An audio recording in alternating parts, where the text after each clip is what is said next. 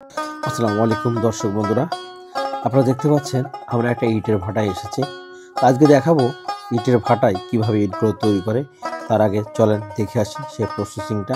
এই যে দেখতে পাচ্ছেন এখানে মাটি আছে, এই মাটি দিয়ে কাদা দিয়ে এটা মিক্সার করছে, পানি দিয়ে ভালো করে মিক্সার করছে এবং মিক্সার করার পরে ভালো করে কাদা তৈরি করবে। তারপরে এই কাদাটা নিয়ে আপনার ইট তৈরি করবে।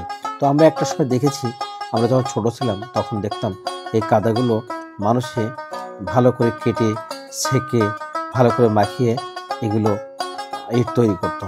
আর এখন দেখতেছি সম্পূর্ণ মেশিনের মাধ্যমে, মেশিনে এটাকে মাটি কাটতেছে, সেই মেশিনই এটা মিক্সার করতেছে এবং মিক্সার করে সেটাকে টলিতে করে নিয়ে ইটের যে ফর্মা আছে, মানুষের যে ইটগুলো কাটে সেখানে নিয়ে যাওয়া হচ্ছে। তো আমরা দেখতেই পাচ্ছি যে সেই ভাটার সামনে আমরা চলে এসেছি এবং ইট যে কাটছে সেই কাটার জায়গাতে চলে আসছি। এই যে দেখেন সবাই কিন্তু কাটতেছে, যেটা আমার মনে হয় যশোরের সব থেকে বড় একটা জায়গা। কন্টিনিউ দেখতে থাকুন।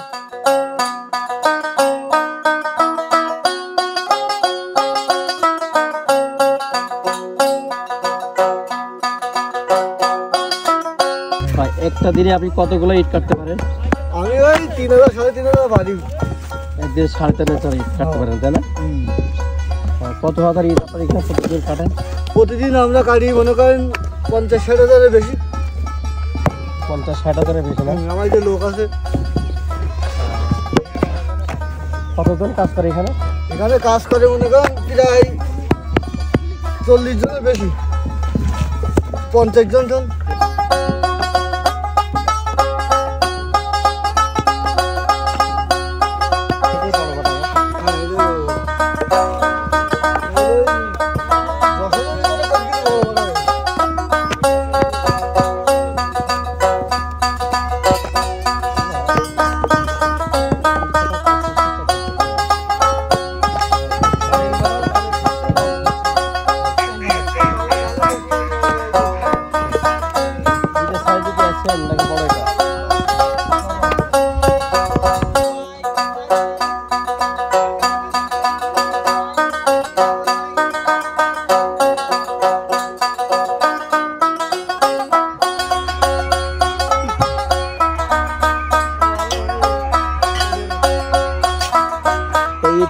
কতদিন সময় লাগে?